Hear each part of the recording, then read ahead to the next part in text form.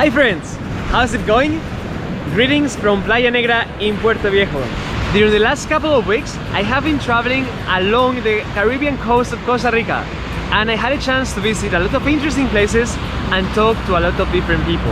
One of my first stops was Cahuita National Park, which is one of the most important national parks in Costa Rica, and it is famous because of its shared management regime, where they include locals in the management practices of the reserve. So I had the opportunity to explore the park with my friend Anna, and we had the pleasure and the luck to see a lot of different wildlife.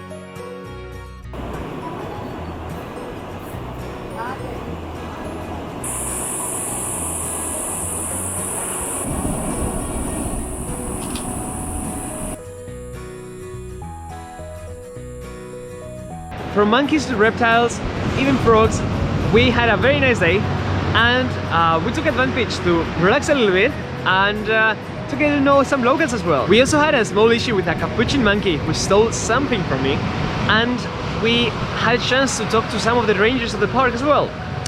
Hello friends, how's it going? Well, today I'm taking a break from the bike ride and I'm exploring Cahuita National Park. I'm here with my friend Anna. Hello guys.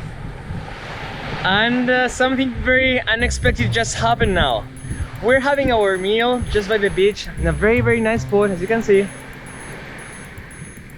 And an unexpected visitor came and stole my banana. It was a capuchin monkey that just approached us and stole the banana that was on the ground and super fast went to the top of the tree. At least I was able, oh well, you can see there's a raccoon here as well. We have plenty of visitors. Oh. The whole family coming, exactly. The problem with the raccoon is that sometimes they get some rubber. I have to get him out. Come on, get out, get away, go away. Don't eat my stuff. Come on, come on.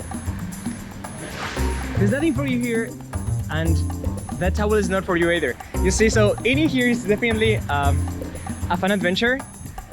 And do you have anything to add, Anna? No, I'm just afraid for my stuff. So if you're going to Cahuita, don't eat on the beach. Don't do it. That's definitely a very good tip. So yeah, I will show you a little bit of the footage of the capuchin monkey who stole the banana, so you can see who was the thief.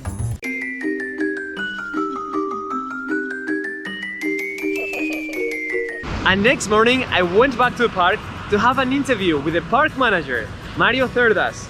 He told me a lot about how the park has been dealing with the detrimental effects of climate change, in particular sea level rise. During the last 15 years, they have lost more than 40 meters of shore due to sea level rise, and that's quite a lot. Aunque en formas de investigación y documentación uno podría aludir al proceso de transformación de la línea de costa, no por dinámica natural, sino por afectación de cambio climático, prácticamente en los últimos 50 años, nosotros hemos tenido mayor afectación prácticamente en los últimos 15 años. Y eso lo he venido de alguna manera comprendiendo a partir de relacionarlo con los procesos de fenómeno de Niño, que es con los cuales hemos tenido eventos mucho más fuertes. Y entonces en los últimos 15 años hemos tenido una mayor intensidad de esos eventos, precisamente cuando coinciden con el tema del fenómeno de Niño. Y eso nos ha generado posiblemente nos ha generado una pérdida importante de la línea de costa que no responde a una dinámica de costa normal, porque la frecuencia, la intensidad y el rango en que se ha estado dando son totalmente diferentes a lo que en la historia, en la huella ecológica se ha venido registrando. After leaving Cahuita, I cycled to Puerto Viejo, where I established my camp for the next 2 coming weeks. And from there, I took a bus to the indigenous community of Bambú. I traveled there with my friend Soraya, and both were hosted during 2 nights by a Bribri family. They were explaining us how things were changing for indigenous communities during the last decades, and Demetrio was kind enough to show us around and explain us how his organic farm works. He's also very into agroforestry techniques, and he explained us how he's managing the land in order to have a wide range of different crops. Que alguien quiere comprarme un árbol, yo le digo, bueno, ese vale 20,000, aquel otro que son árboles para hacer casas. Entonces uno se lo vende, saca el permiso, y hay árboles también que se van dejando pensando en los pájaros, en los animales.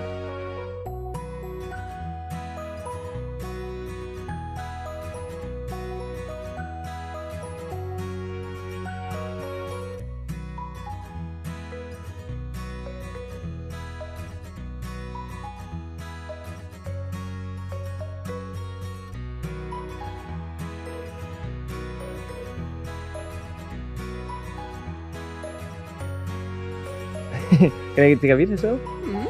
A ver. Muy rico. Bueno. Muy rico. And the following day, Brenda, his wife, invited us to take part in an indigenous meeting where they were discussing about the future of the community.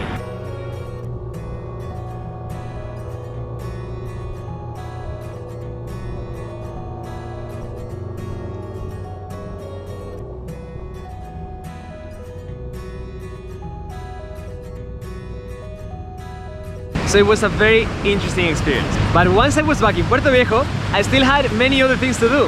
I had the pleasure to visit the only bee rescue center in Costa Rica, Api Agricultura, which is located in Playa Cocles, where Carlos, its founder, explained me a lot of things about how they are managing bees in the area.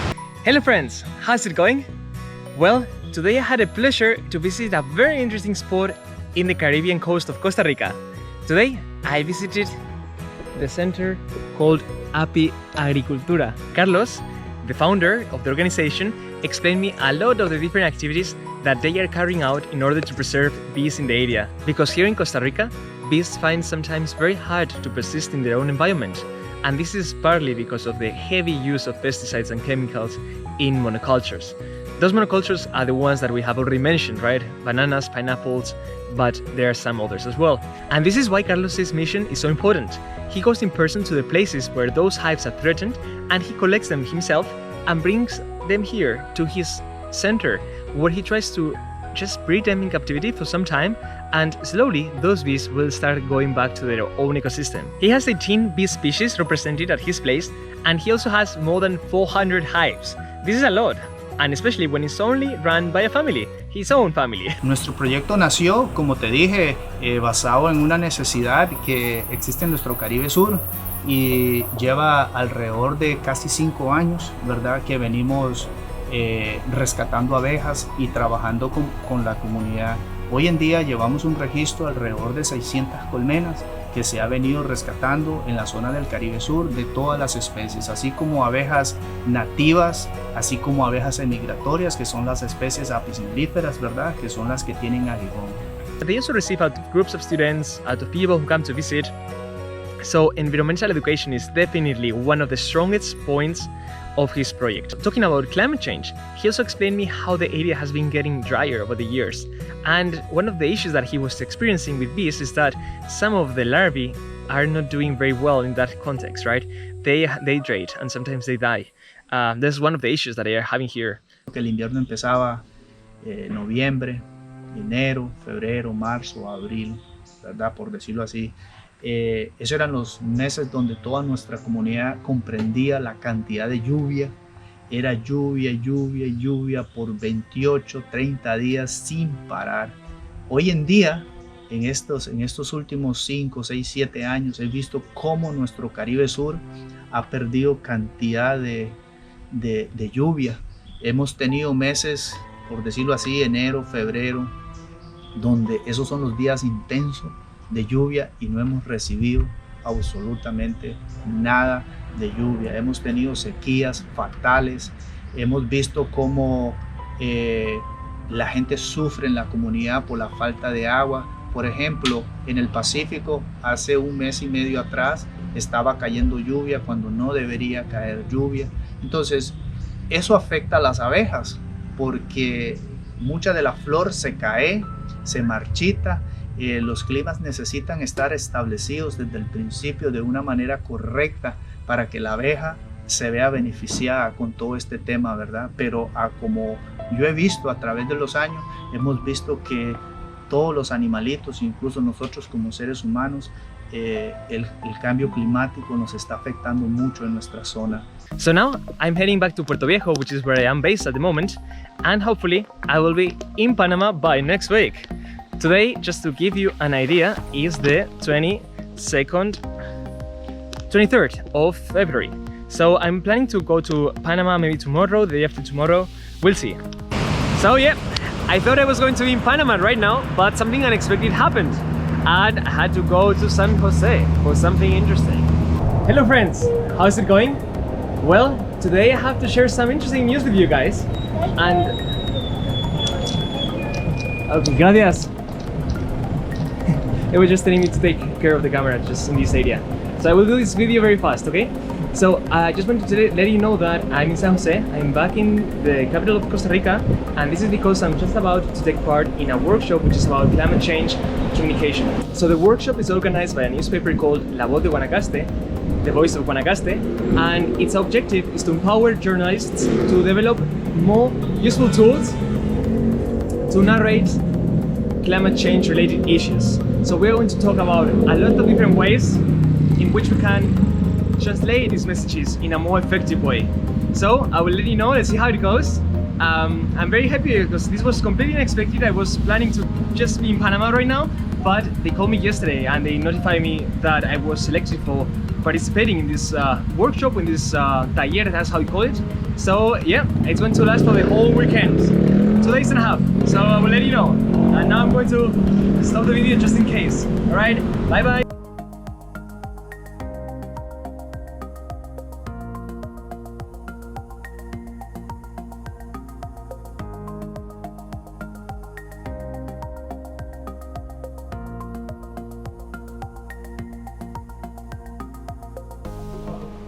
Entonces, incluso cuando nosotros estudiamos atribuciones, tenemos incluso que verlo estadísticamente. So guys, this is all for now. Thanks for supporting me and thanks for watching, and I will keep you updated.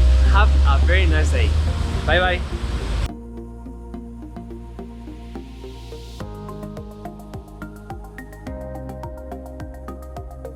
Eso nosotros, ese mismo concepto nosotros llevamos, pensar en el, no pensar en solo nosotros, sino pensar en los demás y pensar en el mundo. Porque uno tiene esa idea de que porque si yo estoy bien, necesito que el mundo también esté bien.